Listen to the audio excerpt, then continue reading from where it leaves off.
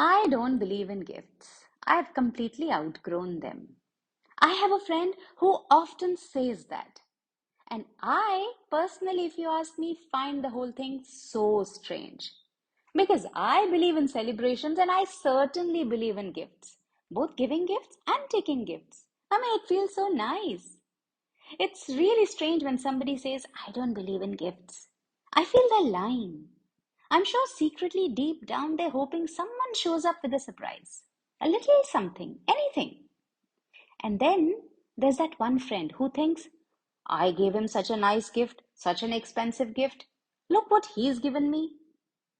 We've been told that gifts are tokens of love. But when this happens, just then, at that moment, a gift stopped being a token of love. In fact, it triggered a completely opposite reaction. Okay, let me share something personal. It was my birthday. I wasn't expecting a grand surprise or a sky full of balloons.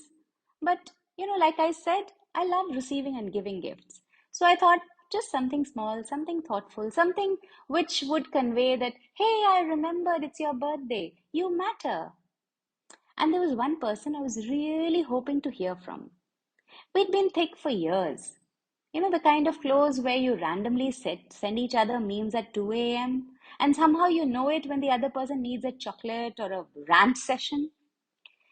A few months ago, I had gone all out on their birthday. Surprise cake, handmade card, even got their favorite snack from a store 2 cities away. It wasn't about the cost. It was about making them feel special on their special day. So, yeah, I did expect a little something. But the day rolled on. Morning text from cousins, call from my mom, team meeting where someone remembered and they all awkwardly sang, Happy birthday to you. And this person, nothing.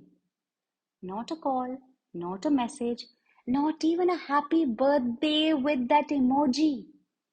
At first, I told myself, they're probably planning something late, maybe a midnight call. But nothing, just silence. And here's the strange part, it hurt more than I thought it would. It wasn't even about the gift, it was the absence. And the silence felt loud. Like being at a party where everyone's laughing, but you keep checking the door for someone who never shows up. And me being me, I didn't confront them. I didn't want to sound petty, but something quietly shifted inside me. A little wall that just went up. Not out of anger, I think some kind of self preservation. Few days later, they called, all casual, and I was polite, even cheerful. But it wasn't the same. That effortless comfort was missing because it had a dent now. And because we had been thick for years, they sensed it and eventually asked, did I do something? The minute they asked this, I broke down, as if I was just waiting to be asked. But all I said was, I didn't expect any big thing, but you didn't even remember my birthday? And that wasn't nice. There was silence, followed by a soft, crap, I'm sorry, I didn't mean to hurt you. I know they meant it. That moment was honest, messy, but real. Sometimes it's not about gifts, it's about the feeling that someone sees you. And when they don't, it changes something. Maybe not forever, but enough to make you think twice before calling them your person again. Today, we're talking about all that gifting anxiety, what to give, how to give, what happens when we don't give, and the big, awkward elephant in the room. We also talk about the unspoken communication around gifting. Hey everyone, welcome back to Communicate 101 Speaking Writing Tips, the podcast where we break down everyday communication moments and make them less awkward, more awesome. I'm your host Sarika Singh, and today we're unwrapping a topic that's cute on the outside but kind of messy on the inside. Let's unpack this right here, right now. So, today we are talking about gifts. Not the ones that come wrapped in shiny paper or in Amazon boxes delivered with military precision. I mean, the idea of a gift, what it represents, how we choose it, and what happens when it doesn't show up at all. Last month, I got invited to a close friend's housewarming. You know, that happy for them, but now I have to figure out a gift kind of situation. I stared at the invite, guessed who all are coming, and then came that question: what should I gift them? So I did what most of us do, opened 47 tabs online, typed unique housewarming gifts, ideas, and promptly spiraled into a panic. Because, of course, everything looked expensive and they seemed to have everything. There were marble cheese boards, smart speakers, imported candles that I couldn't even pronounce. And then came the pressure. What if others show up with big gifts and I land there with something small? I was this close to just ordering something overpriced and calling it a day, but then something stopped me. A memory popped up. Memory of my nanny, my grandma, my mom's mom. Years ago, she gifted someone a little handmade embroidered cloth. Nothing fancy, just her time, her love, and her stitches. And guess what? That gift ended up being framed on a wall in their main lounge. Why? Because it felt personal. It had a heart. So I asked myself, what am I trying to do? What if I stopped trying to impress? What if I just tried to connect? And that changed everything. I ditched the fancy stuff, was being myself, picked up a simple yet beautiful journal, made a collage of our pictures together, all those moments we'd laughed, we'd cried together, and all those stories we had created. And I also wrote a note inside: may this bring you more and more stories worth writing down. That was it. And you know what? My friend teared up reading it. Because gifting isn't a price tag competition. It's not a race to outdo each other. It's just a quiet little way to say, I see you, I think of you, or I thought of you. That's why a scribbled note tucked into your partner's bag can mean the world, way more than that weekend getaway. That's why your child's lopsided clay sculpture will always beat that designer purse. It's not the price tag, it's the presence. It's not the size, it's the significance. If you're feeling the pressure to match what the others are giving, pause. People remember how you made them feel, not what brand your gift was. So the next time you're stuck, don't ask, what do they expect? What will they expect? Instead, ask, what will make them smile? Whether it's a plant, a poem, a playlist, or a plate of homemade cookies, a gift with thought will always beat a gift with just a receipt. We often obsess with what to buy when the real question is, what do you want your gift to say? If you want your gift to say, I remember the little things about you, I want the gift to say, you're not invisible, or that you matter today and every day. Think about your gift like this when you're planning a gift. When my friend forgot my birthday, I didn't cry because she didn't get a cake. I cried because I was waiting for a signal, a moment of acknowledgement in the noise of everyday life. And when that signal didn't come, the silence, it cut me deeper than disappointment. It was Dr. Chatterjee's last day at the company. 30 years of loyalty, late nights, team lunches, and endless project sprints. They were all coming to a close. His team wanted to surprise him with a farewell gift. Amit said, I know he loves coffee. Meera chimed in, let's get him an espresso coffee machine. Everyone agreed. They contributed and an order was placed, speeches were rehearsed, and the day arrived. Dr. Chatterjee's, he unwrapped the gift. Everyone was applauding. But Dr. Chatterjee's smile was polite. That "oh" moment that they had imagined was missing. Turns out Dr. Chatterjee had given up caffeine 5 years ago because of his tumor, which was now gone.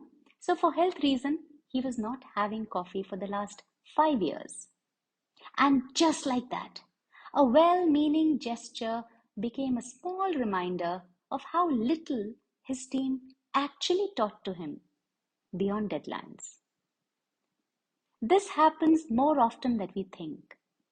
Gifts are supposed to be a way of saying, I see you, I know you, I know what you like, and I'm giving this because I want you to feel special with what you like. But poor communication turns them into blind guesses, or worse, accidental insults. Think about birthdays, corporate farewells, and even Diwali hampers. Someone gets a pack of gourmet cookies, but they're gluten intolerant. A client receives a leather bound diary, but he's vegan. A colleague is gifted a book on communication, but is silently battling burnout. So the next time you wrap a gift or write a note or hit send on that e-card, remember, the most unforgettable gifts aren't wrapped in paper. They're wrapped in thoughtfulness.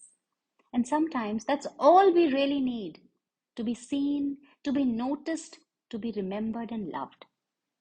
It's definitely not about the price of the gift. It's about the message it sends. And in that message is where communication comes in. We assume, we project, we rush. We don't pause to ask simple questions like, what does this person truly value? What's going on in their life right now? Could I just ask them what they'd like or listen better when they speak? Ironically, a 5-minute chat or a glance at their social posts might reveal just what they're into: gardening, pottery, whatever. And the most memorable gifts are often not the most expensive, but the most thoughtful. And thoughtful starts with tuned in communication. So the next time you're organizing a gift at work or in life, don't just go by the usual checklist. Go by that connection. Because the real gift isn't making someone feel seen. And that begins with listening, coming back to active listening. Listening, which is the most important, most sought after, and yet the most underrated communication skill. I've even done a podcast episode on active listening. Check it out, scroll into the list. I'm sure you'll find it. If you don't, just shoot me an email at info@sarikasingh.in or send me a message on my Insta handle, which is communicate101. I'll immediately send you the link. Diwali is a time for gifting, especially with Indians, and it was Diwali. My aunt, she handed me a neatly wrapped box which said just a little something. I was very excited. But before I could open it, she vanished into the kitchen like she was on some secret mission. I couldn't even thank her. And that evening at the Diwali puja, when I gave her a gift, she did the classic head tilt and said, Beta, you didn't really have to. I know she wanted me to. I smiled and thought, but I wanted to. We have a culture that lives on celebrations, festivals, birthdays, weddings, baby showers. We show up with a box in hand and a smile on our faces. And yet, when it comes to talking about a gift, we freeze. Like acknowledging it makes it awkward or transactional. Why? Why do we tiptoe around the topic? Like we're afraid of it, like we're keeping score. But gifts at their heart, they're human. Because a gift says, I thought of you, I noticed what you like, I wanted to make you smile. And yet, how many times do we actually say, hey, I loved what you gave me? Or did you like what I got for you? How many times have you asked your friend after giving him a gift? Imagine cooking someone a delicious meal and no one mentions it. No yum, no thank you, not even a polite nod. It's awkward, right? So why not treat gifts the same way? Let's break this weird silence around gifting. Let's be okay with saying, I really love that candle set. Or, was that kurta okay? I wasn't sure of your size. It's not about the price or the perfection. It's about connection. Because gifting is communication. It's not a transaction. It's an emotion. Wow, so many shun. And acknowledging it doesn't ruin the magic. It deepens that magic. So asking about the gift that you gave, that doesn't make you sound needy or the other person look needy. It makes you curious. It shows you're caring. So this year, whether you're a giver or a receiver, try something simple.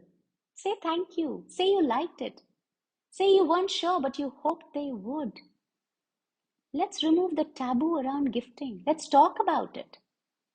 Do I like to give and take gifts? Of course, totally. And by the way, today is 25th and tomorrow, that is 26th of September, is my birthday. Are you thinking what to gift me? Let me help you out. Share this episode with your friends and family. I'd love even a follow on my Instagram, which is Communicate 101. Or tag me in your stories. Thank you in advance. At the end of the day, gifting isn't really about the size of the box or the price tag on the ribbon. It's not about diamonds, designer labels, extravagant surprises. It's something far deeper, those quiet, invisible threads that connect us. It's about small, beautiful signal that whispers, you were on my mind. You're worth the pause, the thought, the extra mile. You're not just in my life, you matter in it.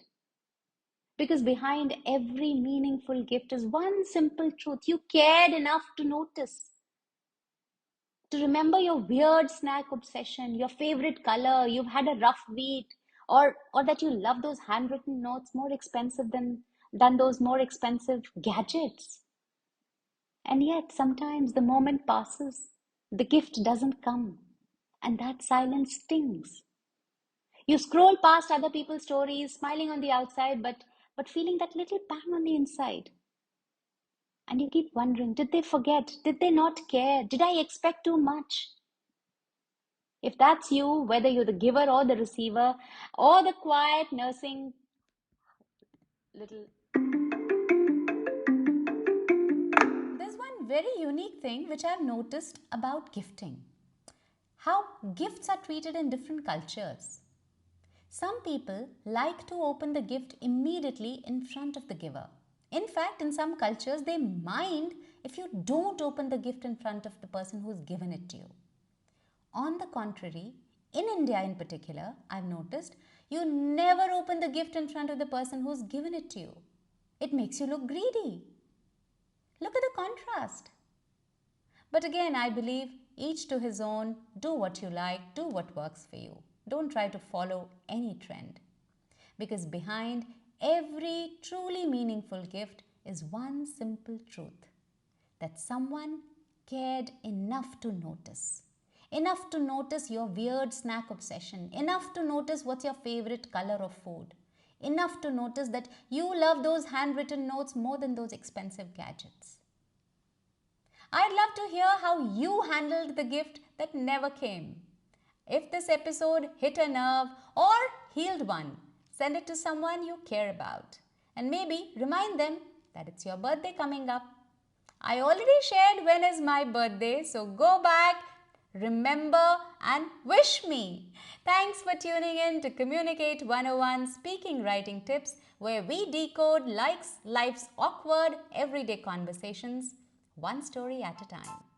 See you next time. Thank you for listening to this episode of Communicate 101 Speaking Writing Tips with Sarika Singh. If you want to be notified of upcoming episodes, be sure to hit the subscribe button and follow the podcast. I'll be back to share more stories, more life experiences, and more communication tips every Friday. If you want to reach me or connect with me, just put your comments in the comment box below or mail me at info@sarikasingh.in. I know you're going to rate and review this podcast, so a big thank you in advance. Stay tuned and think about what we talked today.